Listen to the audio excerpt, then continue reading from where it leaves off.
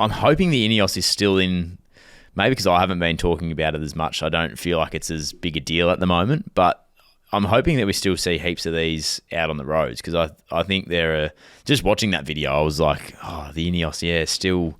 I wonder how it would have gone, if I had gone that way. But Yeah. I think that they're a genuine competitor to each other, and very, very similar in ways.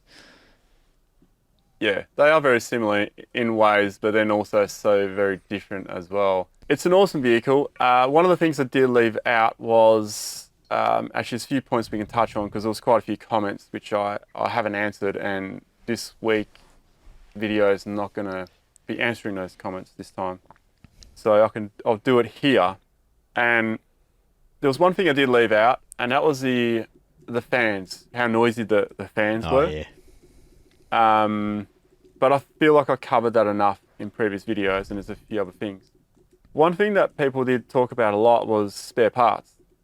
True. How are you going to get spare parts out in the middle of nowhere, etc., etc. Yep. Yeah, sure. I mean, it would definitely seem like other cars would be easy to get parts for, but it's only really older cars, right? Not like new cars. So, for example, the Prado 250, I know we're not comparing that, but that would be absolutely a pain to get parts for, which has been reported by a few people. I think Lil and Jake, they completely broke their front suspension because the bolt fell out, and they had to get stuff like air freighted from Japan. But I know someone else who's doing the Simpson Desert very soon in his 250 Prado, and we were having a short discussion about what spare parts he should bring with it. And it comes down to an 8-week order wait time from Japan. Jeez. So imagine you're out in the middle of nowhere, you break down, you got to wait 8 weeks. So the reason why I'm bringing this up is, let's look at the 76 series. It's a 2.8, so there should be plenty of parts around, but some things will definitely be different because it's a different arrangement in the engine bay. It's not like the Hilux. The Hilux is actually really neat laid out, but you look at the 76, there's shit going on everywhere. It's like, we've got all this room, let's fucking fill it, because the whole thing is full. There's more room in a V8, to be honest, the older version anyway. So there will definitely be some parts that are probably hard to obtain there as well, because, I mean, a car has been around for a year, but yeah, sure. If a leaf spring breaks, there's probably stuff you could get away with and keep moving. But at the end of the day, if you break down on a canning stock route, unless you have the part with you, you're still going to have to wait, I don't know, 2 weeks maybe. Mm. And that's providing the parts are, available in Australia, which they would likely be.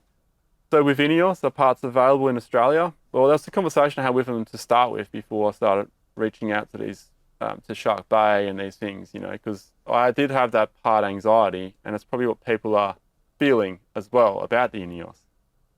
But what they said, I've got some stories from them from breakdowns of the Ineos Grenadier where things have gone wrong. Someone's done this or someone's done that or someone's smashed the windscreen.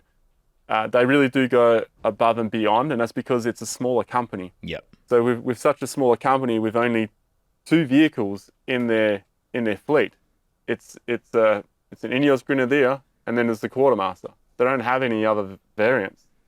Yeah, they do petrol and diesel, but most of the cars are the same. Yep. So what they said, and I'm pretty sure that would do it for anyone in the country. If someone needed spare parts out in the middle of nowhere, they have, I think it might have been 5 cars, but they got a handful of cars in Melbourne that I was told personally that they wouldn't take parts off and send to them. Yeah, right. In case they needed it.